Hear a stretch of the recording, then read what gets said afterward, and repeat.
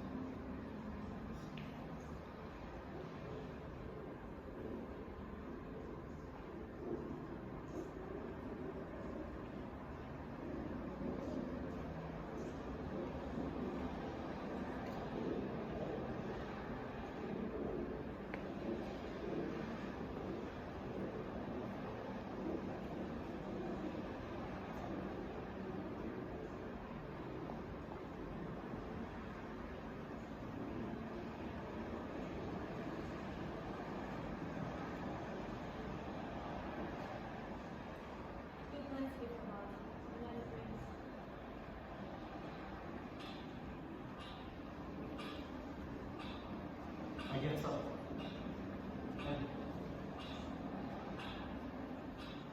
I don't know where I am.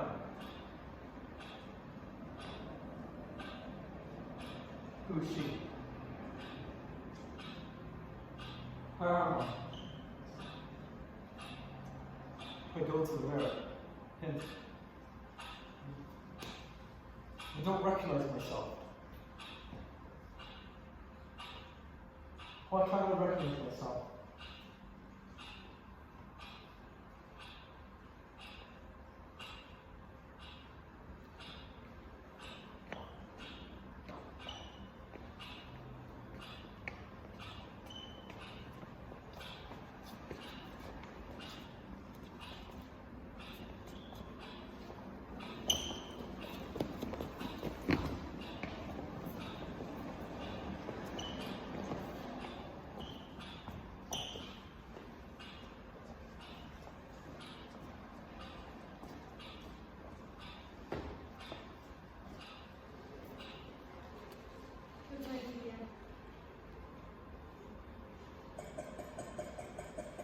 I wake up. I don't know where I am. Who is she? This is my house. I go to the bathroom. I'm so confused. I live in one house. What am I wearing? That's not my life. 30, not 72. What's going on? Why am I so old? I don't know what's happening to me.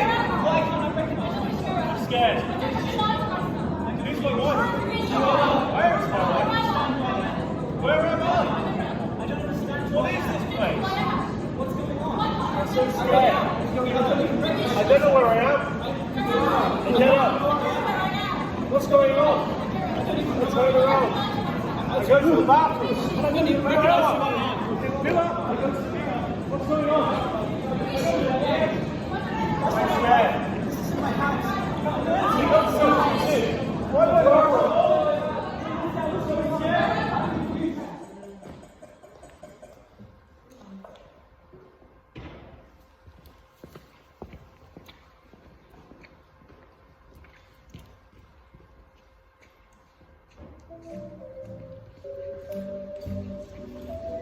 Now, what's that grudge for? Here, put on your happy face. Now, grab on, and I shall take you to the next area. Come on. Now, just a few more steps, just a few more steps. Now, don't worry. Don't worry. I'm going to stay. I'm going to try to take more. Come on. You know what to do. Come on. Yes, that's right. Just this way. This way. That's right.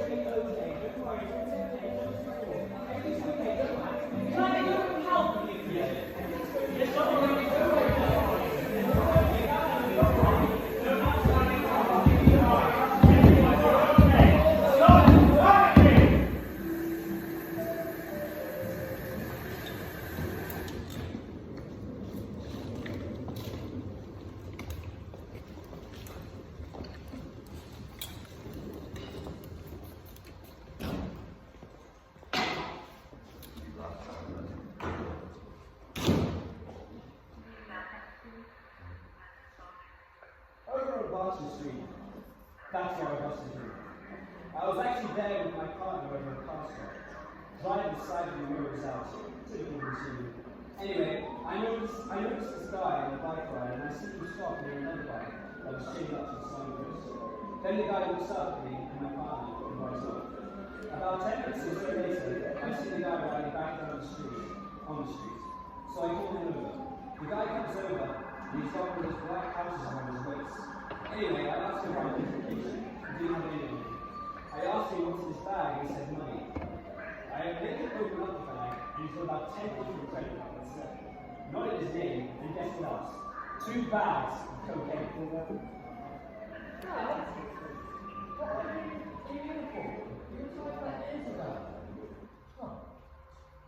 do you want to do today? Do you want to go for a walk or anything?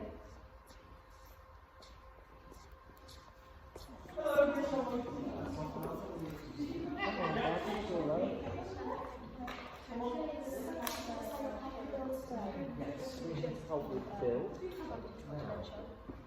He lives with his wife. Bill, looking suffering from dementia since he was 60. He is now 72. We have been his carers in that time.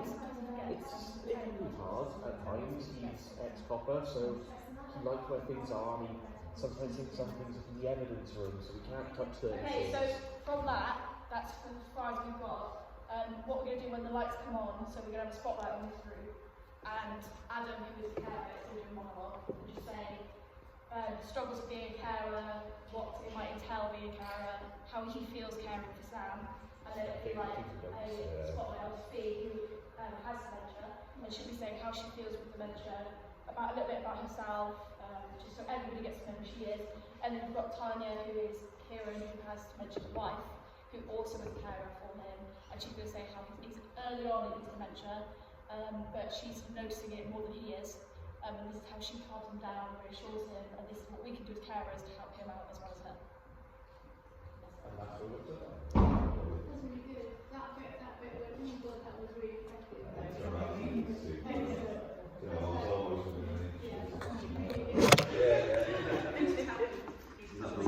Yeah, the hands.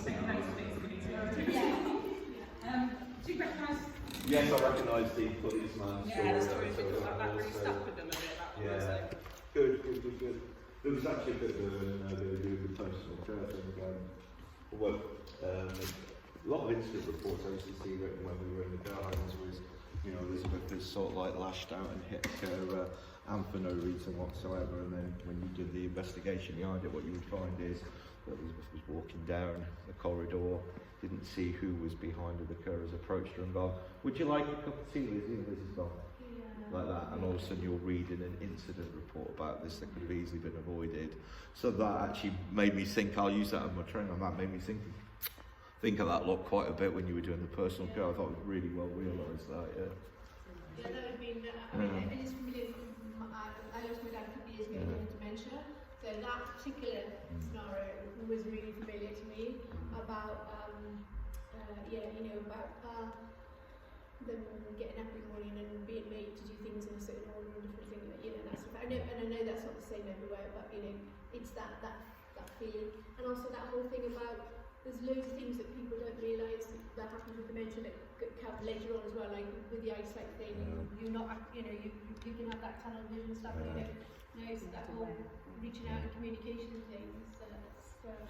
That bit was really effective. So as Chloe was saying, there's going on from that point. Yeah. And do you want to describe what? Yeah, it was just we have other 3 other points that we wanted to put inside that, which was going to be how, because we were reading how someone with dementia might follow a carer everywhere they go because they're scared that they don't know where they're going.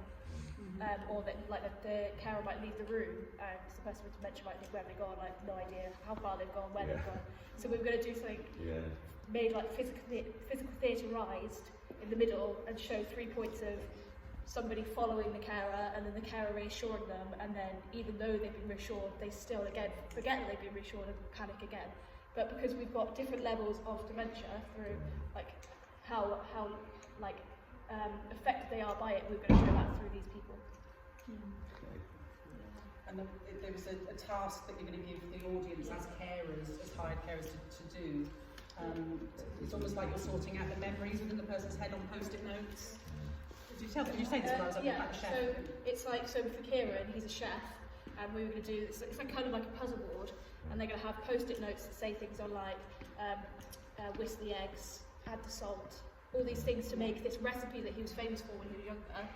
But it's just that simple thing where he's like, oh, I don't remember what salt is, or he doesn't remember the smallest thing, and we want him to panic and think, why have I forgotten that? Like, and then try to remember everything else that he's forgotten. So it's that panic, so we were going to do that with all of them. There's different tasks. So here they're going to help make dinner, over there they're going to make the bed, and over there they're going to wash dishes, but each scenario is towards that person. So like with Fee's character, she might not like a side of the bed being led in because it's her old husband's side of the bed and she doesn't want that ever led in. And like with Sam, he's a police officer, he might have normal knives or something like that and think that that's part of evidence towards a crime that he used to, he had worked on. I was saying by the sound of what we were trying to go with was he would have two identical like meat cutting knives, but because he was an ex-cop, he thought one of them was like and part of an evidence locker. So he'd go like, you can't do that. That's confiscating evidence. You're not allowed to do that kind of thing. So this one, with like the ex-police one, would that be someone who's not necessarily in a care home, but is still trying to live independently? Yeah, his son. We're trying to, Exactly. Because we when we spoke to was it James, Yeah. he was telling us about how like obviously family can be carers as well. Yes. So we wanted to show as well how especially with Jamie being the son and Tanya being the wife, how they would feel being a carer, and like how that you'd have that kind of like wall between being sympathetic and being like professional in terms of how you help them and then not get too upset by it. Because I know there's so many videos on YouTube and Facebook of people who have family members who've got dementia and they are realising how far along it is and how they are affected by it but not showing the person that they're affected by it. So we kind of wanted to show that. Yeah, so within their monologues that they're going to come, they're hoping to get a bit more verbatim information. So Tony wants to. So just and just to get some, so also that the people with dementia, those characters, maybe if their monologue, we've been discussing if their monologue is almost like an internal monologue, as if they kind of still understand but don't at the same time. A bit like Kieran's monologue at the beginning when he's saying, oh, I don't know where I am, but they're actually voicing that feeling extensively. So each character will have their own monologue, but sort of zone it. So you have to focus on which one before you complete your task as a carer. And then we've got another 2 scenes after that. We're going to start working on to firm this one up. I'm still working on this one when we get to the end of that one. And have you got any thoughts about what they? Oh, and I'm sure we're doing it step by step this one. We're doing it very much like throughout the day, just so we can focus on one at a time. We started to skip to the third one from the second one, but then the second one suddenly made sense, didn't it? So then we went back to Kind of like as well, so like with the monologues that the 3 people are saying, we wanted to like ask you guys or carers or whoever if we could have like verbatim and put it in within the monologue to say how you actually felt about it, and we'll say that in the actual performance. Because we didn't want to make a monologue out of what we think of how a carer would feel or how we think someone with dementia feel. We wanted to actually know. So that's why we wanted to like read them. That's why we stole your story. Yeah, no, that's, well, as someone like yourself, my mother died a couple of years ago from Alzheimer's and I did a lot of caring for her, so I can give you a carer's perspective. I was lucky, I knew a hell of a lot about dementia. A lot of people don't. And a lot of people are very scared to talk about it, family members. After the event. Yeah. Which is a bit of a shame, because like now I know some of the things that I was doing that weren't necessarily the best thing to do. No, well, but then that's not a bad perspective. In fairness, Kate, that's not a bad perspective to come from, because a lot of people don't want to talk about it. You know, it you know, it used to be called the British disease at one point, wasn't it? Because no one would talk about it. Because if you don't, if you don't share it, nobody never changes, is there? No, absolutely. So, I mean, from a carer's perspective, a lot of it, I mean, if you're a family member, it's probably a bit easier because you know that person's background a lot better, so there might be certain behaviours that you can pick up on, because you've got to put your Sherlock Holmes out on a lot of the time to work out what's happening. And you'll hear that a lot from people with dementia, it's the investigate. I think the other thing from being a family member, though, is it hits harder. And you may be, my brother, who knows about as much as I do, he just could not cope with it at all. It was too much for him. It was, oh no, she's being funny, she's just being funny. No, I need to correct her on things as well. Well, it really doesn't matter. It doesn't matter at all. That's like an obstacle we came to. We didn't know as like, would it be different, a family member, say if they were to get their past, say if the person with dementia was to get their past wrong, would the family member correct them because they know for a fact that didn't happen? And would the carer just go along with it, or what's the difference? It would depend on how well the carer was trained, whether they were a new carer to that person or whether they'd worked with them for quite some time, dependent on the evidence and the information that they had. Again, if you think of dementia as being different with every individual, it's also very different for every individual carer and also the individual family member. So like I say, with me and my brother, he knew as much as I did, but because emotionally he could not distance himself from it, he would correct it. And even though he knew better than to do that, because it would only upset her. Now I'll give you an example. I took my mum, she was at St Oswald's at the time, and I took her to see, they had an ABBA evening on, and she loved ABBA, absolutely loves ABBA. So I took her down there, and a couple of her old friends came and sat on the table with us, and talking about, and next thing, not her mum pipe up, she said, do you know what, we met ABBA when they did the Isle of Wight, they stayed in our hotel room, they did. And then they came and they sang this little song just before whatever. My mum's never met ABBA in her life, but it didn't matter because there was no point in correct. She was socialising, she was having that conversation, she was feeling wanted, part of a society, and that is, if you ever read up on Kitwood, that's a big thing that he will throw home, like, you know. And so, no, don't always correct people on that. You know, it's not that important. It's meeting people where they are. But when you're working from a carer's perspective, a family member's perspective, it will all depend on the information they have about that person. Which is why the policeman story is obviously stuck, because, you know, the guy was going around, it's like, you know, when people were trying to hit him because he thought he was still a policeman and that was his beat. And it is that kind of thing where you can have to be a bit Sherlock Holmes-ish and find out as much as you can. So it might be a good idea to explore it from someone who hasn't got who's first meeting them for the first time, maybe a family member who's halfway through the journey, so they know a little bit about it, but they're maybe still a bit emotionally tied to it and still making little mistakes, and then someone who's got all the information and experience and knows exactly, someone like a Deeper Snow or someone like that, who can give you all the exact information that you need to do it the right way. So that might just be an idea, you know. Yeah, that whole conversation thing is important. So I think one of the biggest losses for me and my dad was the fact that the conversation became less and less, and we always used to have great discussions about politics and this, that and the other, and as the years went on, that just narrowed and narrowed and narrowed. So if you do get to that point where you keep correcting people because they're telling the porkies, which we do, my dad told those porkies all the time in the end. If you do that, then you end up not having any discussions, so you have to let it go, so you can come back around to something that may be a little bit more, you know, well, it doesn't really matter actually, as long as you can keep talking and maybe the whole thing around music, and probably maybe as you've sort of probably been exploring the whole area of dementia more recently, there's been quite a bit of stuff recently on TV that has gone around music and how well that works for people with dementia particularly. They seem to have a better memory for music than they do for almost everything else. One thing that doesn't get affected, it's weird, isn't it? I saw that documentary about Glenn Campbell that he made just before, you know, very close to his death when he had dementia. Yeah. And the whole thing was he could still do all of his songs, but he couldn't remember his children's names and everything. I said that just longer term memory with I'm Still Here, I think it's called. And it just, but he could remember all the music, all the guitar chords, everything. Just remembering amazing what was going on, where he was. And that's interesting, the dementia, that how it affects certain parts of the brain, and then you know, but it's a sort of, you know, some things that's really, with music it seems to be a very common thing that and the memories help, that you really help to bring memories back. It's reminiscent, isn't it? Reminiscence therapy. It's what Derby's all based on in Amsterdam, is the reminiscence side of things, and it is. I don't know if anybody's seen the YouTube thing with the jazz musician from New Orleans. Hasn't spoken for about 10 years, and his carers actually did quite a good bit of Sherlock Holmes work, and they found out that he'd been a jazz musician before he came into the care, and they actually found a record that he played on, and they actually got it onto a CD and put it on there. And if you watch the clip, they actually put the headphones on. They start playing the CD, A guy who's not spoken in 10 years suddenly starts talking to everybody. I defy you to watch it and have a dry eye at the end of it. It really will blow you away, yeah.